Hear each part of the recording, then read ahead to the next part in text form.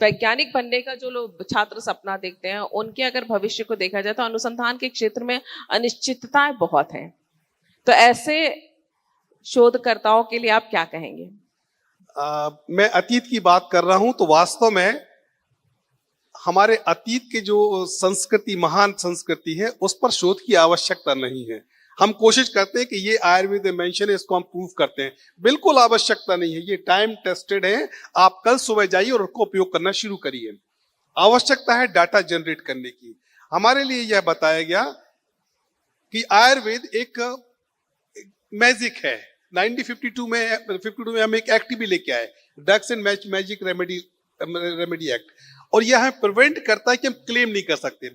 यह एक्ट बहुत एप्रोप्रिएट है फॉर मॉडर्न साइंसेस के लिए, बट नॉट फॉर आयुर्वेदा, क्योंकि दो एक अलग अलग चश्मे की बात है। आयुर्वेदा बात करती है, उनकी जो परिभाषा है, स्वास्थ्य की परिभाषा है, समदोषः समाग्निश्य समधातु मलः क्रिया प्रसन्न आत्मेंद्रिय मना स्वस्थ विधीये थे।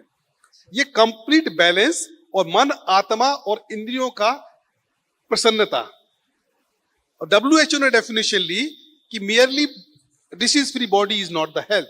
वो उनने मन, आत्मा, इंद्रियों को इसलिए जोड़ा, उनके पास में कोई बैरोमीटर नहीं है नापने का। तो इसके लिए आवश्यकता है कि सबसे पहले हम आत्मगौरव का भाव जागृत करें। हम आयुर्वेदा को आयुर्वेदा के चश्मे से देखें, एलोपैथी को एलोपैथी के चश्मे से देखें। एलोपैथी जब ट्रीट करती है, वो सिम्टम्स को ट्रीट करती है, और आयुर्वेदा निदान देती है। हमें नैरेटिव बताया गया कि तुरंत कोई भी घटना होती तो उसके लिए आयुर्वेद हेल्प नहीं करता। वहां पर बिल्कुल क्लियर लिखा हुआ है आयुर्वेद, स्वास्थ्य स्वास्थ्य रक्षणम आतुरस्य विकार प्रशन्नम चा, कि आपको हम स्वास्थ्य भी रखेंगे और आने वाली बीमारी से भी आपकी रक्षा करेंगे। पर एक ये कह सकते हैं कि विरोधाभास दो चलता ही रहता है। कोई कहता है एलोपैथी हम बिल्कुल पसंद नहीं करते हैं, हम आयुर्वेद में विश्वास रखते हैं, वो एलोपैथी की तरफ जाना ही नहीं चाहते। दूसरी तरफ एक वर्ग है, वो कहता है कि एलोपैथी ही इलाज है, आयुर्वेद पे विश्वास नहीं है।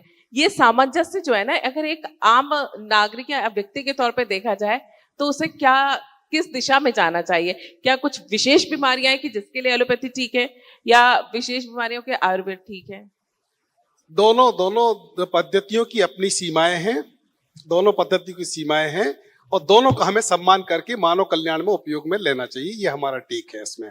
किसी आयुर्वेद को बढ़ाने के लिए हम कोई दूसरी थेरेपी को डाउन करें, ये आवश्यक नहीं है। और आपका और हमारा जो किचन होता है, वहां 17 मेडिसिन ऑलरेडी आप यूज करते हैं। हाउ यू कैन क्रिटिसाइज कि Ayurveda is not a medicine system? हम जब जो लड़ाई है नैरेटिव की, ये है कि जब हम बच्चों के पास अमेरिका जाते हैं, कफ होने के कारण से हमें कहा जाता है कि आप एलोवेरा का जूस ले लो, और जब हम इंडिया में आते हैं तो हमसे कहते हैं घृत कुमारी खा लो, तो हम नहीं खाते। तो ये जो माइंड सेट है, the Ayurveda and Indian system of education and Indian ethnic knowledge is victim of narrative fixed by the West. I am not being able to understand कि आप एक फार्मा के आदमी होकर इतने and you are talking and you are probably advocating about the Ayurveda. ये आपको ban नहीं किया लोगों ने? मेरा खुद का अनुभव ऐसा था, जब मैं पीएचडी में आया तो मैंने अपने पीएचडी का टॉपिक रखा, studies on some Ayurvedic plants useful in liver affections.